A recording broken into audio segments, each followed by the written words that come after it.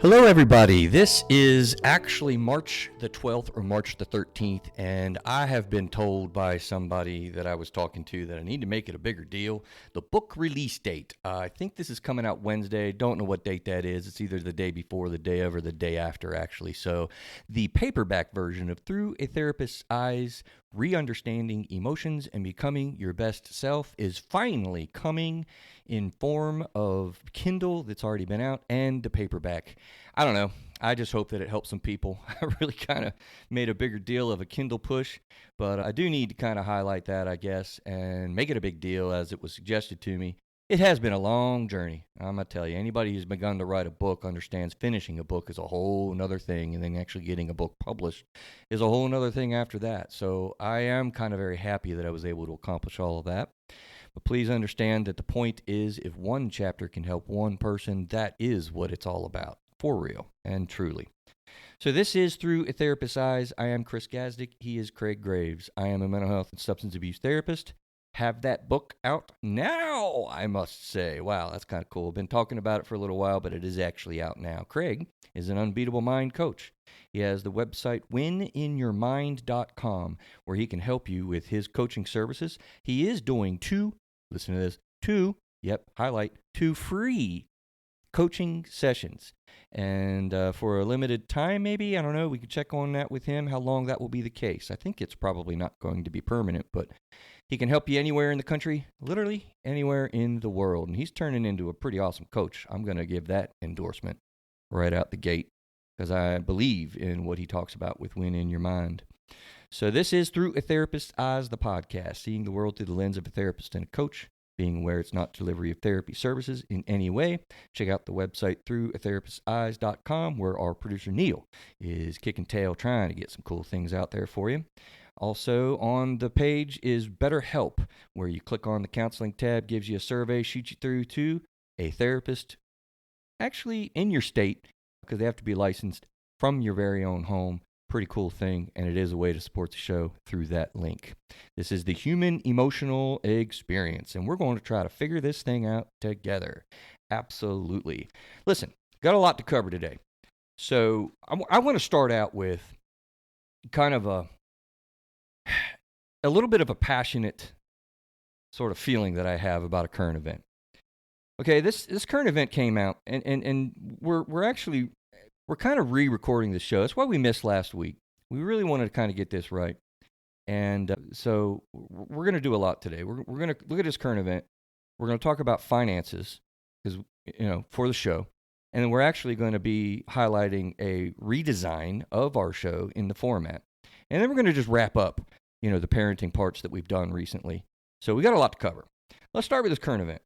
And this is just really me as Tom Dutta, who's going to be on the YouTube Live soon in April 1st, I believe. We'll be recording that and then shooting it out on a YouTube Live channel. So we're going to be able to see what we look like on YouTube. That's going to be kind of cool. But he likes to say riffing, because he plays a guitar or something, I guess. So this is me just kind of riffing, because I have some serious thoughts and concerns about the social media. As we've talked about on the show. I think this is an experience that the human race has never really experienced before. And it's dramatically impacting our mental health. And we are so slow in catching up with these effects. We are so slow in regulating these effects and these realities. We are so slow in litigating these realities and these effects. We are so slow in regulating. If I already said that, I apologize for being redundant. We don't know how to deal with this. Okay, we really, really don't know how to deal with the emotions behind what it is that we're dealing with. That's my premise. And I was excited about a show that I heard. I actually heard it on my birthday, February the 25th, on the Wall Street Journal's podcast. We're going to have it in the show notes, okay? And I really want you to check this out. And I want you to check it out with the thoughtfulness about what's happening here. This is a Facebook oversight board, okay? And the main points, and it's been a little while since I listened to the show, so I'm actually going to kind of read my points, and it'll bring me back to what I was talking about there. It highlighted what Facebook is trying to do. I guess kind of on their own accord, but really because of pressure points that we all have towards social media. Okay? And I feel strongly about this stuff. Okay? From a mental health and emotions standpoint. Okay? So Facebook kind of set this up, paying these oversight board members 6 figures, and they're dropping some dimes. Now, not out of their own goodwill, in my view, for whatever it's worth, but because we have a great need to regulate and manage the mental health of the social media platforms. So they're putting the monies towards a trust fund that they don't control. And this oversight board is going to be making decisions about stuff that's been taken off of Facebook so that they are the individual and independent deciders on whether Facebook has to put it back up or not. That's the way I understand their services. Now, their directives are going to be added to, they're going to be changed. The reason why I'm super excited about this is because these independent professionals from around the world that are going to serve Facebook, it's time to force them to repost stuff if they took it down, is the first attempt that I've really heard of in a significant way regulating the reality of what goes on in the social media world. Regulating our emotions. That's the way I see it. So they've actually suggested 5 out of 6 cases. They started out with 1,000 cases. They whittled it down to 1,000. They whittled it down to hundreds, and then they whittled it down to 6. I'm not sure if it's the 6th case or not, but you're really going to be interested to hear what the 6th or the last case, or actually I should say maybe even the current case that they're dealing with. They had a member of the board that was talking about this on the show. She makes a lot of good points on the process, including issues of free speech, but with the caveat that they consider the world's standards for human rights. Okay? It's an incredible thing what happens with all of us shooting off our thoughts, shooting off our opinions, shooting off our facts on social media unregulated. And I think that our emotion is driving our behavior. Remember what happens when we're behind a freaking screen, right? We have our emotions unchecked because we're sitting there alone shooting off our thoughts. And that can do serious damage to people. I think, from a mental health perspective, we've got new terms in our world, right? Cyberbullying, right? That's a devastating reality that human beings are shooting their emotion out through these venues, not realizing that there's another live person that they're essentially talking to face. It's just absolutely unhinged emotion that is affecting people directly. Okay? They believe in this oversight board, excuse me, that this is just not right for a platform to police themselves. They kind of talk about how it's fundamentally flawed, where even evidently Bezos agrees and is paying the group 6 figures from the trust fund that I mentioned. A platform policing themselves is dangerous because they're motivated by probable factors of money, right? And not the consideration of things like emotions and mental health and human rights and effect on people and violence and all sorts of things, right?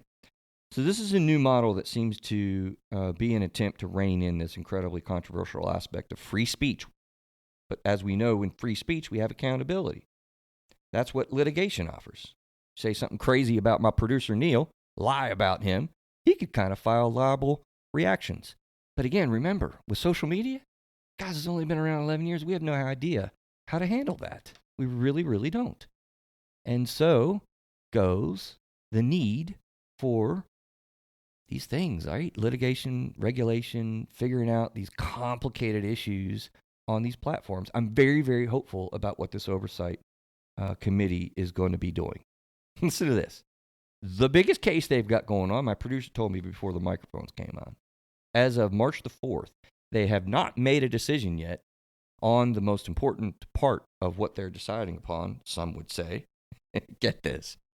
The decision to continually or permanently ban our ex-president, President Trump, that I'm sure elicits some serious emotion from anyone listening to this, really across the world. They're going to be making a decision, believe it or not, to how to manage this reality of social media and some company or group of people eliciting a ban.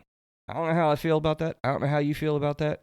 I don't know the ins and outs of it. There's a lot of controversial and very complicated factors. My main point can't be on this little rifting session without mentioning the whole thing of cancel culture that everyone talks about nowadays from both sides, I feel like.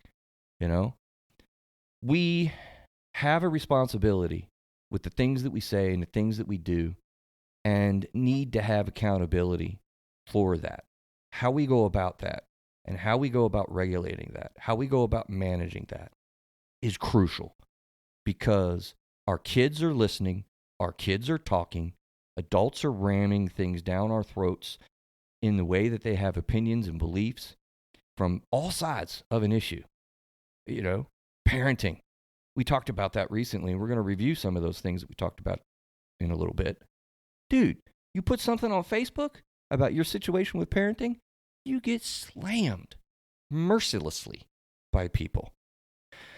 I just feel like we need to manage the mental health in our lives, and social media is in our lives. And guess what? Ain't going nowhere. Ain't going to change. As far as the way that we interact with people, we're in it. We're going to keep being in it. And we can take breaks from it.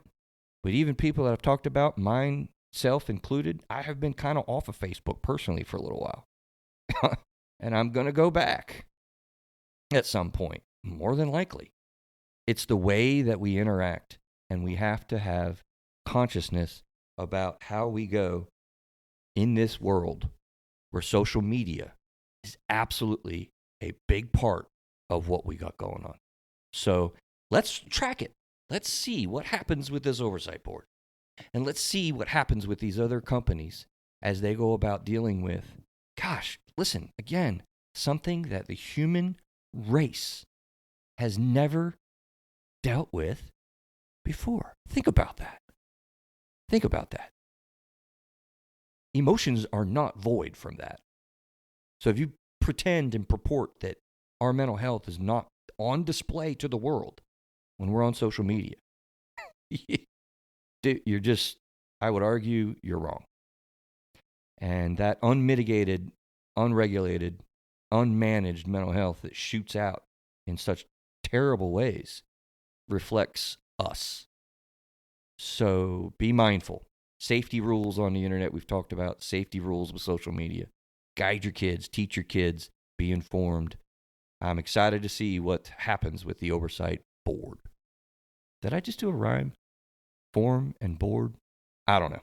Anyway, I'm going to switch gears. Mr. Graves, are you with us, sir? How are you doing? Let's transition here. Hey, man, I'm doing great. Yes, and I am here, obviously. All right. So we have a topic that we need to talk about, I think. Mr. Graves, let's talk about money. What do you think about money? Love money. I do too. What do you love about money? Money's good. Money helps you do things, man. It does. It does.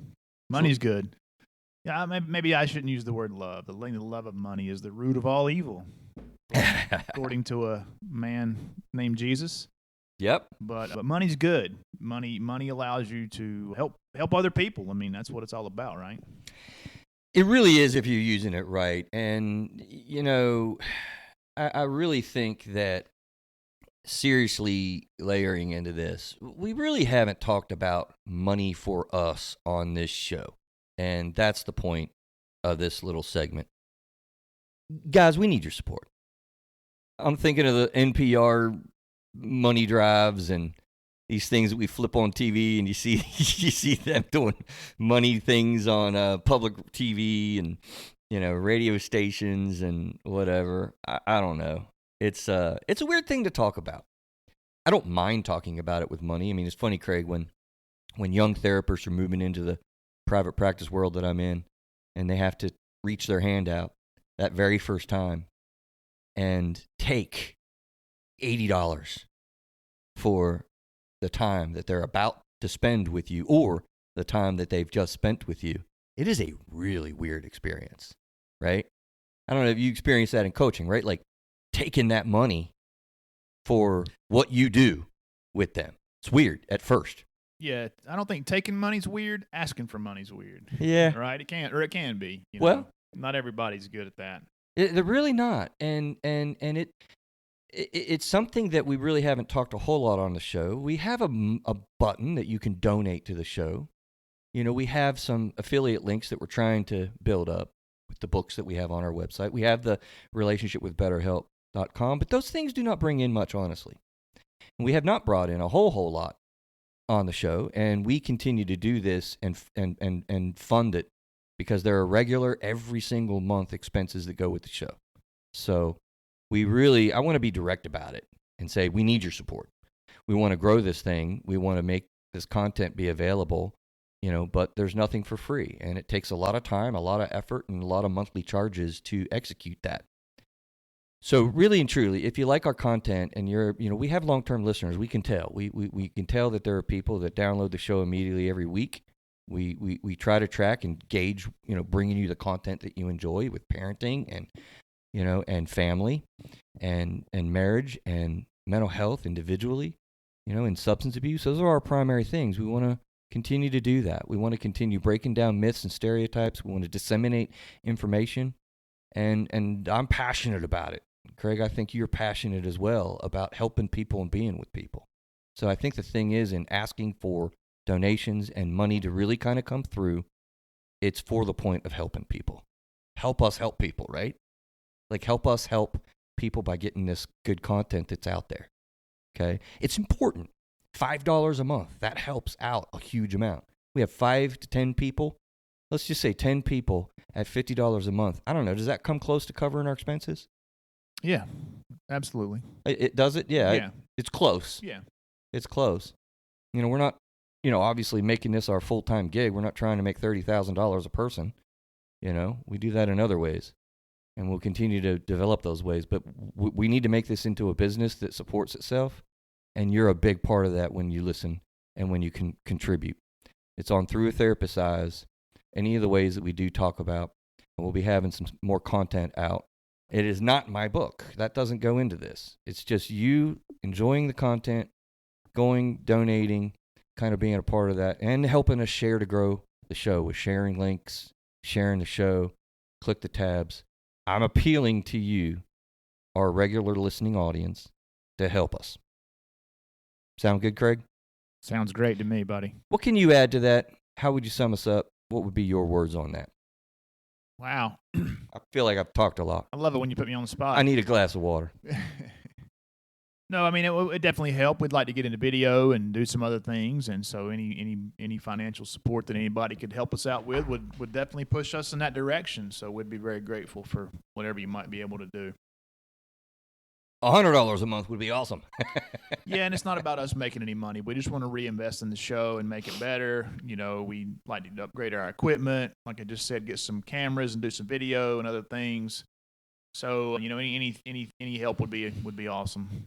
We're not going to bug you about it, as we haven't for 2 years. This is the longest that we've talked about it by far, but I figured that it was time to, just to be direct with things. People are, as you say, they're afraid and they feel weird asking for money. But the financial support is a big deal that helps us to really engage. All right. So, Craig, we have a new format as well, and then we're going to end up reviewing and kind of putting a bookend on the parenting stuff. And we got kind of a lot of content for that parenting, I think. And it'll be a nice review because we hadn't talked about those it's been a few weeks now since we did those shows. So it'll be interesting to see what our brains remember and what our brains kind of stick with. I'd be really curious for you. When we talked about helplessness and hopelessness, and we talked about spoiled children, right? Like, how that operates. It'll be interesting to see what sticks in your brain from those things. Yeah, I may not remember much. It's been a long time. Come on now. I just made him nervous, guys. Let me grab the notes so I can refresh my memory. Oh, no, he's cheating. So we want to highlight a new show format, Craig. We're just going to try something different. And it's based on kind of what we've learned about you out there in the podcast listening world. All right. We've been doing this for a while. We continually learn. And, we've gotten feedback from time to time that the show is too long. We've also gotten feedback that, people really like the deep dives that we do. So I was really kind of thinking about how can we combine those two factors? I mean, we're not going to be like Joe Rogan in 3 hours of content and just rapping with people. Though, don't be surprised in years to come more so, you kind of hear some of that because I like that format. I really do. You know what I think the best therapy session would be? I told you this before. You remember? I don't think I do. Yeah. We have breakfast. We get warmed up. We go through therapy. Take a break. Have lunch. Re-engage. Continue talking about depth. We have dinner. And review and wrap up for the evening. That would be cool. Right? You know, my experiences with coaching and definitely coaching when I coach clients, but also too when I've been in experiences where I've been with a therapist. It seems like where did this hour time limit come from, man? I don't know. It's an interesting question. That's because you get into the hardest stuff. Hey, how's it going? How you been doing? How's your week? Got to warm up. How's things going? And then when you get into the meat of the conversation, oh well, time's up. Got to hit it hard. Yeah, time to go. Then see you in 2 weeks or whatever. Right. It's tough. Yeah. It's tough. Now, the other side of that coin, though, is, it also safely allows you to engage topics and issues, in a balanced way, and then just take a bite.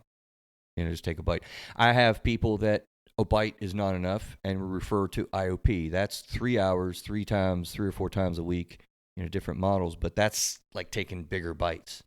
And even still, if you need to take a really deep dive into your spirit, you go to inpatient stays and you spend like a month for all day, pretty much, really rapping through this stuff. So they all have their benefits, their strengths and weaknesses. But our show in podcast world, ideally people tell us 20, 25 minutes or so is the average listening audience's content ability in our fast-paced world. However, it ain't near enough time for us to get into something. It's really not. And I do like the long, I listen to several long form. I started the one yesterday, Jocko Willink, the Jocko podcast. He's interviewing Tulsi Gabbard. And it's a 5-hour show. Oh my gosh. And so I'm going to listen to it. I started it yesterday. I think I got through about an hour. It's really good. I know we touch on politics and a lot of stuff that's going on here. Tulsi Gabbard was a Democratic congresswoman from Hawaii. And, I try to remain neutral on the show. Chris has gotten some feedback that someone doesn't like Craig's conservative views. So I try to be neutral.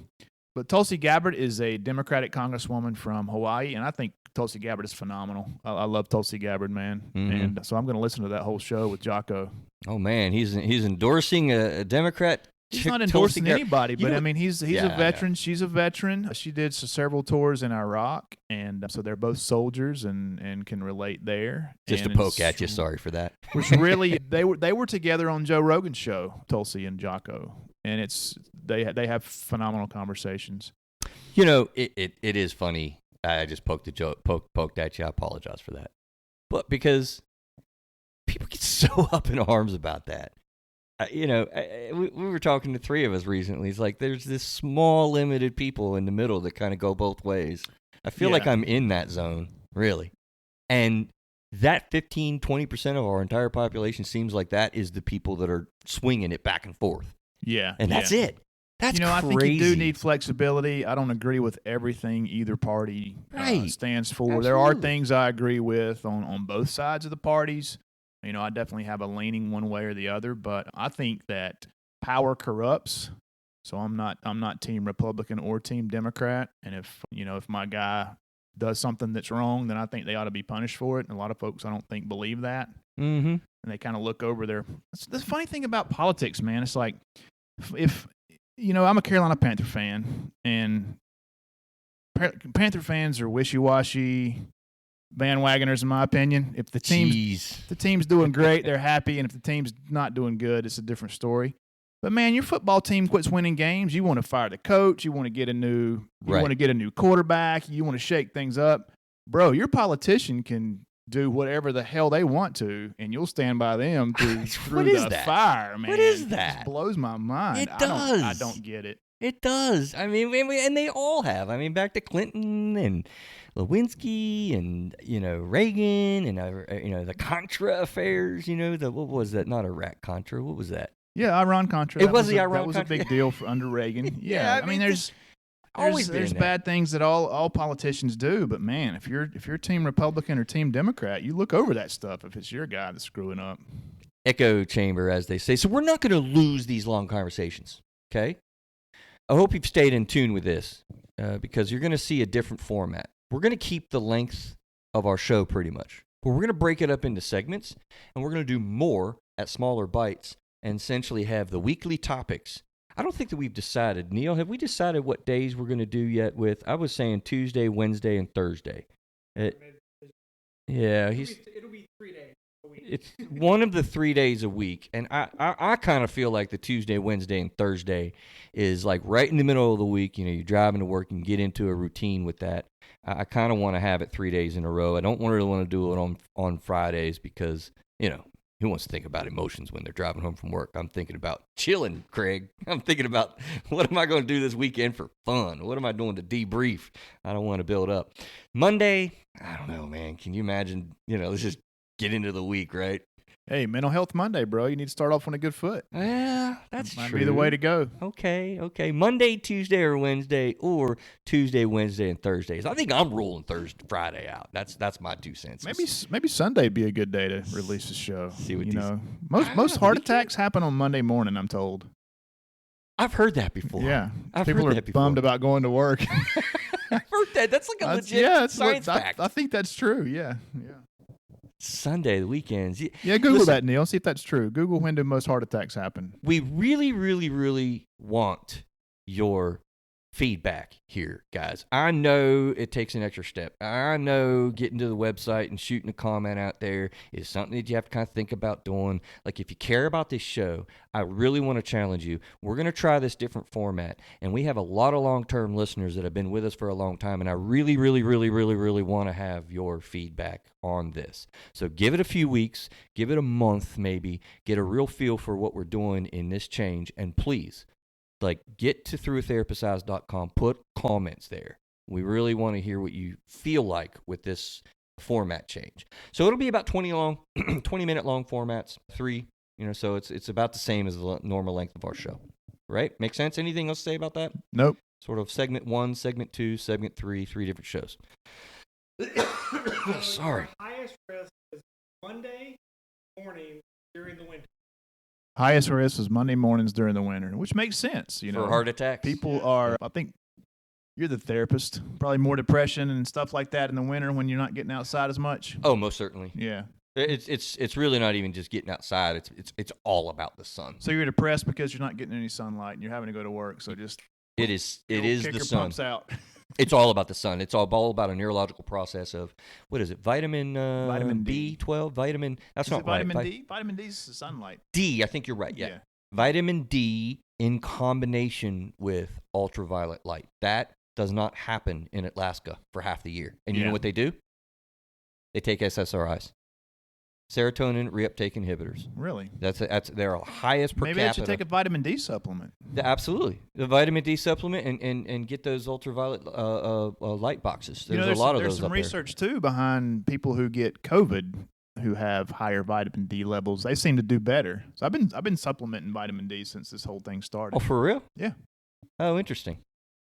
Yeah, there's some research behind that backs that up. The vitamin D people do better with COVID than people who are low in vitamin D. All right. Current event rant. Check. Financial plea. Check. Format change. Check. Let's get to the review. Let's get to wrapping up, putting a bookend on one of the most dynamic relationships that we have, and that has to do with parenting. I mean, Craig, I like talking about parenting on this show because if you think about it, the absolute reality is there is no relationship like it that you can have. No relationship in life is like the parent-child relationship where you are actually supposed to do the impossible, be in control of another human being. That's what we are as parents, so to speak, right? The helplessness and hopelessness that creates was the first show, the spoiled children and how we fall into traps and whatnot with that relationship is where we went on the second show. So let's kind of go into our minds, see what we remember from those things, and kind of go down through it. I'll start off I'll start us off with with the highlights of the hopelessness and helplessness show, right? Like I made a comment with a big tip. How easy is it to feel hopeless and helpless? Really, essentially being overwhelmed. Fear is a big factor. Also, a big factor is usually the fact that we talked about, Craig, usually in parenting relationships, this is the first time in your life you've ever experienced this before. On so many levels, on so many instances, you're caught completely off guard, even with your 3-year-old. Remember that show, Craig? What was it? I think it was Bill Cosby, and he would get these little kiddos out there on stage, and he's like, what did they say? I think the title was the darndest things that kids will say, or something like that. You remember that? Nah, I don't recall that at all. Yeah, look that up. Bill. No, it wasn't. Well, not originally. It's in the darndest. Yes. Okay. Kids say the darndest things. That's what it was. And it was just fantastically cool because he would ask these questions and just have a conversation with these kids on stage. And they would just say, just like the title says, the darndest things. You don't remember that at all? I have no recollection of that. Wow. Huh? Art Linkletter was the first host. Art Linkletter. Never even heard of him. Okay. You're unprepared because you never experienced it before. Somebody says something. Oh my God, what do I say to that? You get caught playing the piano by your 5-year-old, and the kid walks in and walks out and then comes back in and says, "Hey, Mommy, Daddy, what were you doing?" That's happened across the land, Craig. What do you say? Right? How do you handle that? It's you're constantly being in new situations when you're a parent, and there's no other relationship like it, so you almost can't even replicate it. That's something that leads to the helplessness and hopelessness and feeling overwhelmed and fear. So here's a tip. Follow the order of priorities, also being able and ready to set limits. Parent guilt is a big factor. So make sure that we're being realistic, right? Same as marriage. What are the norms and what are the agreements? How do you have chores and family time and your grades, and there's just so many choices that we have in managing this particular relationship. It's a lot to kind of sort through. Craig, what's your brain, as I've kind of reviewed a little bit of what we were talking about with hopelessness and helplessness and stuff, like, we want to guide us, and we're gonna do the last segment here on really like actions you can take. What actions are important, because I'm an action-oriented person. But what do you remember about the hopelessness, helplessness? We haven't gone through much of the spoiled children, but what really stuck out in your brain? I don't know if anything stuck out, but I do remember the conversation now that we're talking about it, and it's just like you have this hopelessness. There's some things that are just completely beyond your control, and you do the best that you can, and you hope the kid gets it. My boy's on his way to college next year, and I was talking to a friend of mine the other night, and her son is a year behind mine, and he's going off to college soon too. And we were talking about all of the things that are going on in the world with drugs, and these boys are going up to school, and they're gonna have to make these decisions when they get there about different things, and you just hope that you did the best. You hope that you did the best that you could. Can you trust and that they done the make best that you could? That they make the right decisions, and I think that we do the best we can. I think we do the best we can, and so. That's a hopeless feeling, though. You it's don't never know perfect. Because someday somebody's going to offer these guys something that they probably shouldn't do, and you hope that they make the right decision. Yeah. I mean, we have the belief, because it's such an awesome responsibility, that we have to be perfect, and we're going to put everything in there and guide the kid and give yourself, one of the things that comes back to my mind, it's cool, because as we're rapping about this, Craig, these things came back right in my brain, because another one that came back is, dude, give yourself some grace. Yeah. And I think, as parents are hard on each other, during this conversation, my friend told me some things that she had done differently with one son than the other. She has 2 boys, and I'm thinking, you did the best you can. You did what you thought was right. You did the best you could, and you're a great mom. I think this woman's a great mother. But sometimes it's good to hear that from other people, because you hear a lot of the opposite. Yeah, and you second guess yourself a lot too. And Triple I've guess. got things too that I second guess myself over. I had a situation with my son not too long ago And so I asked her over dinner, I'm like, what would you do if your son was in this situation? Great question. Let me pause real quick, because that highlights another thing that we talked about a lot on the Helplessness and Hopelessness show. Do not be alone. Remember? Yeah. We're on the same team. Yeah. You and your friends, you and your adult friends, and then incorporating the kid on him being on your team. That was a huge concept. So don't go alone. Yeah, right. I love the question that you ask. Yeah. Yeah, so I explained to her the situation, and I'm like, how would you have handled that differently, or would you have? What would you have done? Did I do the right thing? And 'cause those are tough questions. They are. Those are tough questions to ask. And they're tough questions to answer, too. Oh, absolutely. Absolutely. Be brave. Yeah. Ask. Yeah. But also be brave. And talk about it with the parent when they ask. Yeah, if you have somebody you can talk to, that's a huge thing, I think. And Or did you just say if? well, yeah, I mean, If you don't get people. Well, if you don't get somebody, yeah. People. Absolutely. But having people who have kids in the same age group as yours who are going through similar things, when you can ask people those kind of questions and have those kind of conversations with people, it really does help. And honestly, they're all around you. Listen to our show in the past. I've had, for whatever reason, Craig, in therapy with people, I've been referring people to that particular show, and we need to redo that show, honestly, and add some things to it and take different angles on how do you make friends, because people don't know. Like, dude, I don't have anybody that I can really ask that question to, or I feel alone with the parenting question. My God, just look around you, man. Are you sitting in your car now that it's a pandemic and being alone, or are you getting outside your car, social distance nevertheless, but walk around the track with those people at dance class, the parents? Baseball. You know how many parents are standing there? When you're at a school function, do you think you're the only parent there watching their kid?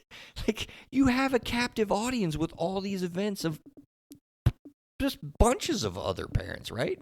It's almost, I would beg the question, how can you not have people to talk to when you're doing these events with your kids? Yeah, that's a pretty good point. I mean, but you do got to you're not just going to walk up to somebody you don't know and start having these conversations. You have to go through that, that process you're talking about of developing a friendship, but yeah, you should be able to do that with somebody, hopefully.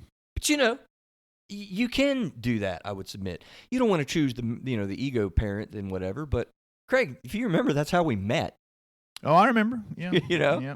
I'll never forget looking back in hindsight. I didn't know Craig at all, and he looks up at me, and we had a terrible coach that year on the baseball team. Our kids were on the same team, and we were just kind of railing about that. I think you must have overheard me or something. I was just talking to my wife walking up the field, just like, oh my gosh, it's terrible. I can't believe this guy wrote it. I think Craig overheard me. He walked up to me. You remember what you said? Yeah. So, hey, if you coach, I'll help. Yeah. Yeah. I remember. And we should have did that. We never did do that. No, we didn't. I could have talked to you. Yeah. I absolutely could have just had a conversation with you about, oh my God, my kid and his grades and this pandemic. Craig, how's Jonathan doing, man? Is he having a hard time? We'd have kicked off a conversation. Yeah. We'd have been friends 2-3 years earlier. Good point. It could have happened. Yeah, it didn't. That's true. Thankfully, it did, and I mean that. But man, yeah, find people. Highlights of the spoiled children. What is a spoiled child? I love this definition. Spoiled child may be recognized by an unwillingness to conform to ordinary demands of living in a family. For example, a refusal to come to dinner on time, a demand for attention on a privilege denied to others, a strategy for getting his or her way by creating a fuss publicly. The spoiled child is likely to be irrational, unsympathetic to others. He seems comfortable ignoring his parents' wishes. He wants what he wants, when he wants it, and how he wants it. For that reason, he may be seen to be impulsive. The spoiled child is likely to grow up to be guess what? A spoiled adult. So I thought that was a cool definition, and I found this stuff, and it does just describe a lot of characteristics that kids have nowadays, particularly with the boom immediate reaction we get with social media. I mean, Grubhub, man. Are you kidding me? I'm amazed by that. I have an impulse for something. I type in my phone, and about 15 minutes, it shows up right on my doorstep, Craig. How does that happen? Right? Technology, man. And we're parenting in the middle of that. And kids know that. You got a question? You ain't got to look up an encyclopedia. Does kids even know what an encyclopedia is, Craig? Probably not. That's a good question. They don't even Probably know. not. But you basically have every piece of knowledge that still exists. I mean, there was obviously the Library at Alexandria or whatever. But every piece of knowledge that still exists is basically you're walking around with it in your hand. Mm-hmm. You know, and I think it really, to me, changes the way people need to think, because Learn, you don't need think, to act, you don't need to store a behave. bunch of facts in your head anymore. But I know one phone number. But you do need to. Two. Yeah, phone numbers are an interesting thing because I don't know anybody's phone number anymore, hardly. And that used to be the thing. But I still know my childhood phone number. Yeah. Do you? Yeah. Yeah. I still know it. I still know my best childhood friend's phone number. But you don't have to remember anything, And I think it makes you think more about problem solving versus storing up a bunch of knowledge in your head, At least it should make us think differently. It's funny how that whole thing works. I was watching a comedian a couple nights ago, and he was talking about when he was a kid. This guy's older and grew up in the South. People would argue over who was going to answer the phone. Oh, yes. The we phone's would ringing. beat each other. You going to get that? No, I'm not going to get it. You get it. No, you get it. Oh, we No, would you race get to it. We would race to get it. We would. I mean, I can remember that. I can remember the phone ring. It's like, "Are you going to get that?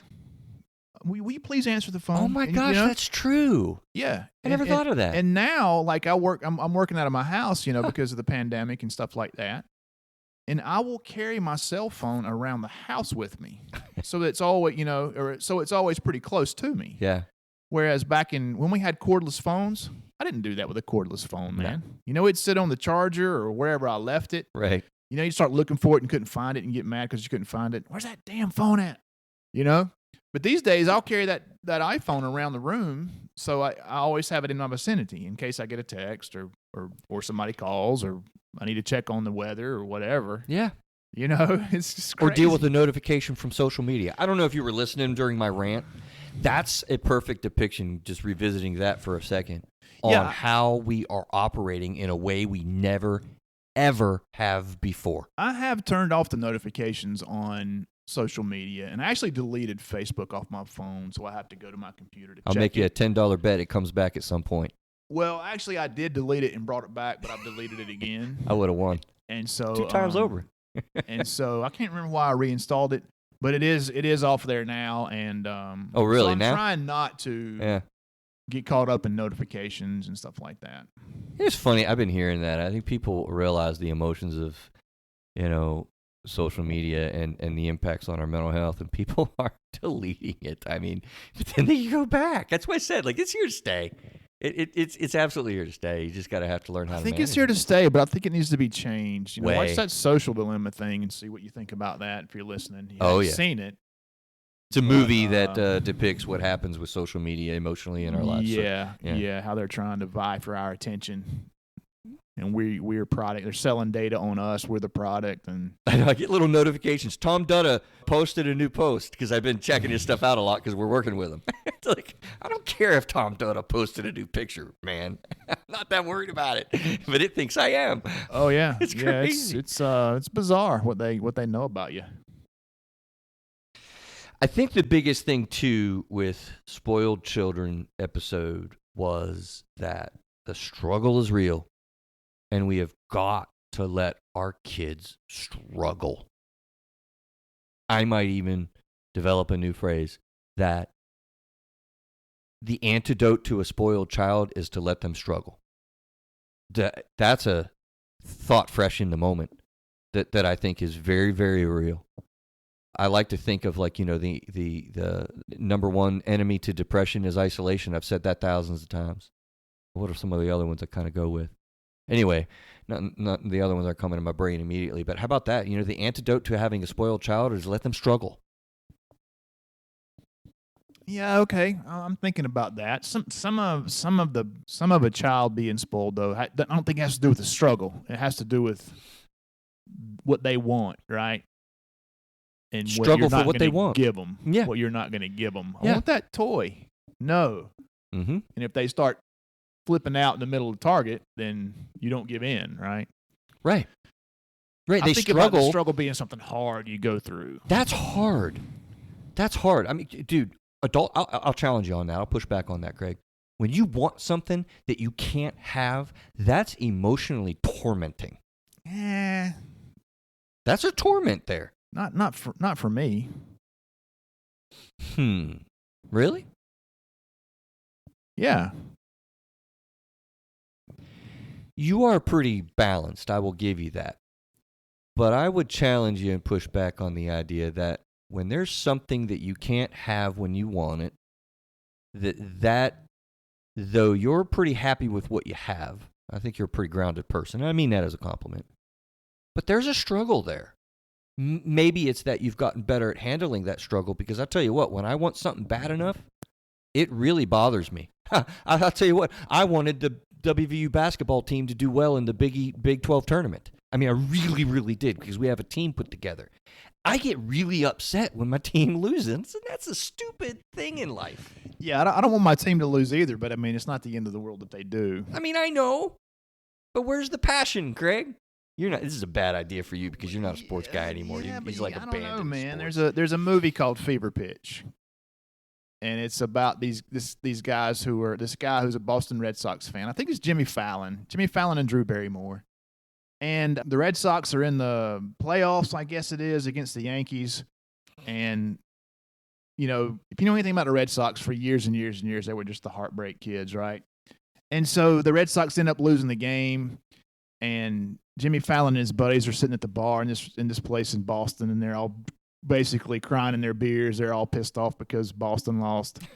And they look across the room of the restaurant, and there's Johnny Damon and Kevin Millar and a couple of the Boston Red Sox having steak dinners, and they're over there laughing and having a few beers, and they're like, Jesus Christ, we're sitting here like, you know, suffering because our team lost, and that's the team over there having a great time and eating a steak dinner and drinking beer. And, that's awesome. you know, it's like, to them it's just a thing, you know. Yeah, they get over it. But I mean, you want that job promotion. You know, you want a new car. You know, you want your kids to do really well in school. When you want your kid to do good on the diamond, you know, I mean, we want things, and that's okay. And it's okay when we don't get them, particularly for an immature child. When they're wanting that toy, like, that's a powerful pleasure center in your brain even operating. The struggle's real, huh? The struggle really is real, and we learn how to manage it. Maybe we need to be better like Mr. Graves to get dialed into how to manage that, because kids do not know how to do that. But they also struggle with grades. They struggle with the heartbreak. They struggle when they don't get the girlfriend or when they get dumped. I tell you what, I've had teenagers, man, and when they get dumped, they become suicidal. They become depressed. They become super sad. Like, heartbreak sucks. Yeah, heartbreak's tough. It really is, man. But, I mean, you learn how to struggle. You got to get through it. And we don't want to jump in and save the day all the time for our kids. And you can't save the day all the time for your kids. You can do what you can for them, but there are times when everything you do is still not gonna make it work out. The antidote to having a spoiled child is to let them struggle. I think that's a cool reality. Holy cow, we are running, man. We need to jump to the actions. We're already about 50 minutes in. How did that happen, Craig? When we just have guests, you and I don't get to just kick back and forth. I think we could have like a show where we just have like a sentence written out on the show notes, and you and I just go back and forth, man. We should try that one day just to see what happens. Yeah, let's do it. Let me see. My quota, either found or created. Yeah, spoiled kids make for spoiled adults. Oh, and the last big thing on the spoiled show notes, compassion's a big deal. You got to make the kids struggle. You got to not make them. Oh my God, what did I just say? You have to allow them to struggle. That's what I meant to say. That's why we're on a live show, man. We can delete that out, right? What's that? I just said you make your kids struggle, and I'm like, dude, we need to delete that sentence.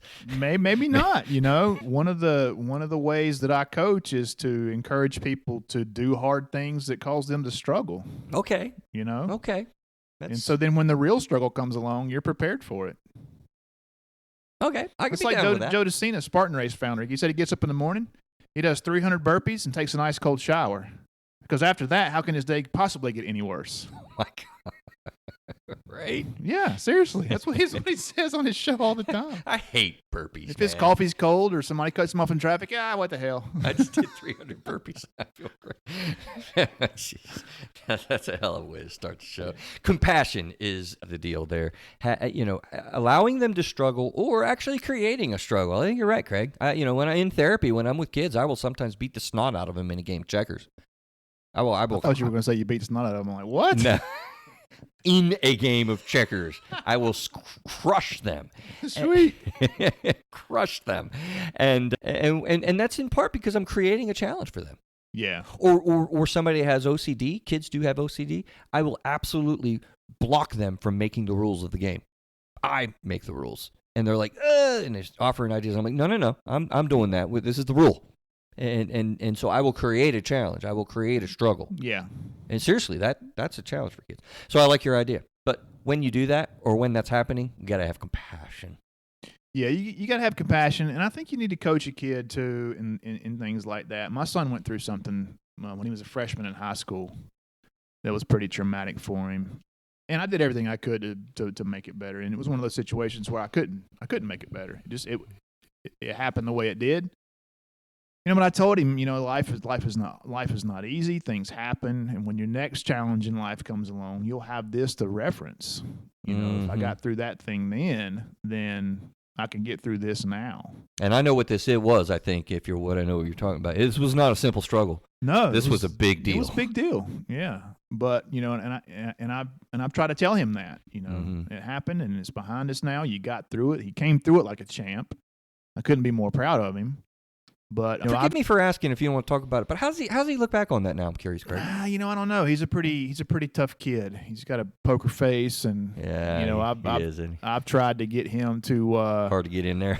I've tried to get him to work with a therapist just to see if he had any residual effects left over, and he doesn't really want to do that. I've encouraged him. I actually worked out one of my peers and one of my peer coaches.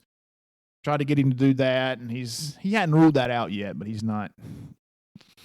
hasn't called the guy yet. So not wanting to dig into it. But he seems to be doing better. He did rebound very well. But I've told him, hey, if you got through that the way you did, then you can get through other things that are going to eventually come along, because they will. Because he is flying colors post. Life's not a piece of cake. Event. Yeah, life's not a piece of cake, and something else difficult's going to happen someday, and you'll be able to say, hey, I went through something tough before. I can go through something tough again.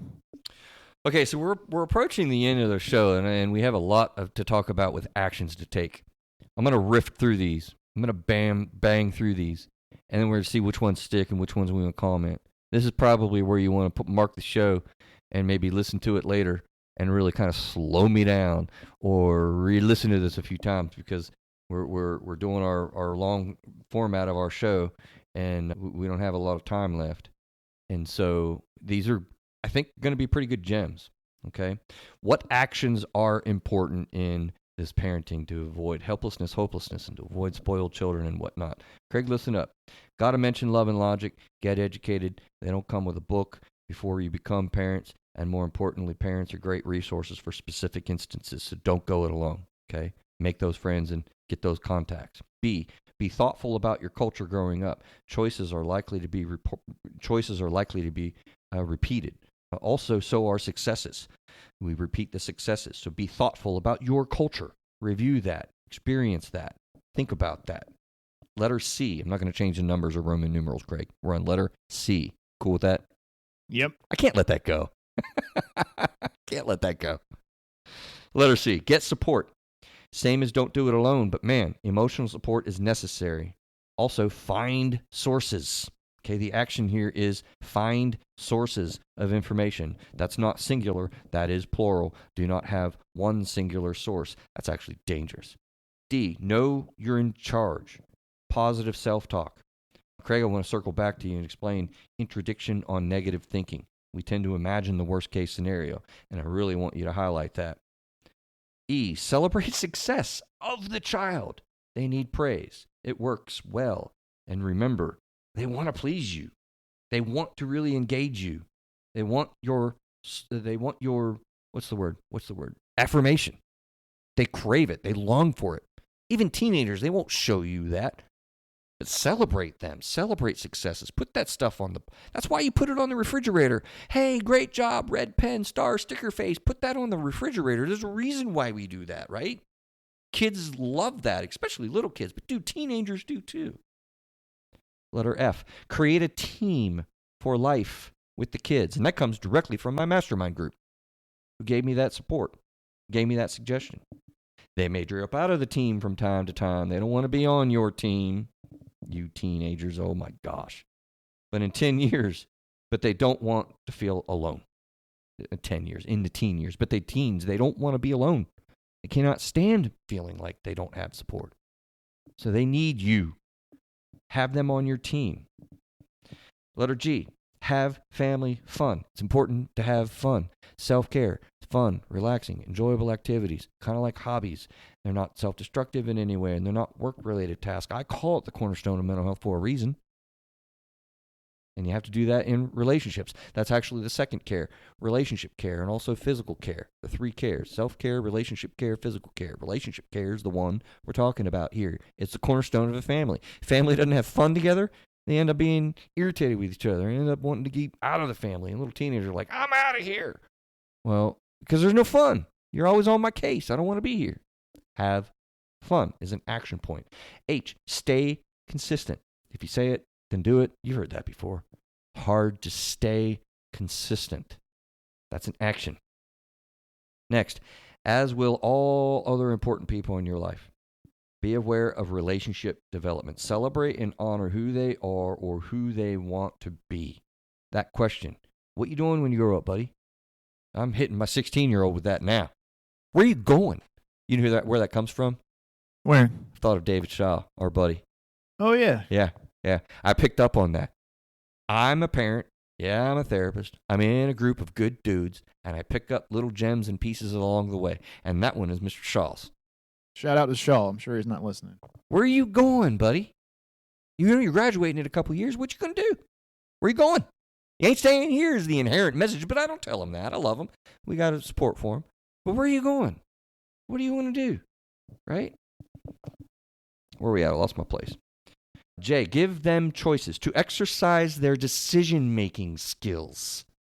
Don't overly give them choices, guys. They got way too many choices now with social media and everything. But you got to exercise decision-making skills. That is an action, right? Let me see. Highlight. Let me see. I say to my kids all the time. That's what I made a note to myself. I was going to read it. Highlight my comment to them all the time. ... That's what I said in my show notes. I'm not supposed to read that, but I did. My kids are walking out the door. You know what I say to them? Just that. What's that? Make good choices, buddy. Love you. Just drilled that over and over and over and over again, whether they realize it or not, which is, by the way, coaching 101, Mr. Graves, a mantra, right? I create a mantra for my kids, and that's one of them. That's a good point. That is a mantra. Stay up with the new times. That's an action. Usually new phrases for older phrases, but they have the same meaning. Learn their music, learn their games, learn their apps and such. Their music? Yeah, man. Learn what they're listening to. Oh, I know what they're listening to. I don't like it. I know. It's terrible, isn't it? Yes. It's absolutely terrible. I know our parents did not say that about Motley Crue and Ozzy Osbourne, man. Yeah, they did. They had congressional hearings and everything else about heavy metal. Ridiculous. Good times in the 80s, man. This stuff nowadays is terrible. Yeah, it's ridiculous. My son listens to that stuff. So, funny story, man. My boy listens to some music that I don't listen to. And so he's older. My daughter's about a few years younger than Jonathan, 5 years, I guess. And so he and I were having a conversation about music one day, and then she and I got in the car to go somewhere, and she said, Daddy, will you play War Pigs? Are you serious? And I'm like, yes. Love you, sweetheart. Yes. I will play War Pigs, honey. Oh my God, that is an awesome moment. I have not experienced that at all with either of my boys, man. I am so jealous. I'm so jealous. Letter L, work on co-parenting. This can be the whole show, which we will do a show on co-parenting. Your spouse and other forms of co-parenting are so important. Kids suffer, man. Kids kids really struggle when authority figures in their lives are struggling together, and they know it. I think that when did we do that? Was that a part of the Spoiled Children, or what? I think you and I had a conversation. Maybe it was just in our life, but I don't know. No, it was on the show with Spoiled Children. Maybe we mentioned co-parenting on that show. Yeah, I think we did. You got to be on the and same page, even if you're not together. They struggle. Kids just get tore apart by being in the middle of that and whatnot. Usually the parents are not intending to do that. And oh my gosh, sometimes they are, but and sometimes not always. That's what I was going to say. Yeah. Sometimes you are, and if you are, you need to stop that. Yeah, you need a therapist. If that's the case. You need to stop that. Yes, that is not okay. Kids have enough struggle and divorce and separation than to be purposefully undermining the other parent. That is terrible. Yeah, I agree. Sorry to be blunt with that, but that deserves a bluntness. Lastly, be wary of judgment. Ask questions rather than making comments. Love and Logic folks, as well as in my therapy, often, I get confused. And they talked about it in Love and Logic. You know what? I don't really understand. You want to do really well in school. You tell me that, and I'm confused, man. What's your plan to get ready with school? Because it doesn't make sense to me. I don't see you, studying that worksheet. That doesn't seem to make sense to me. I'm confused. What help me understand that?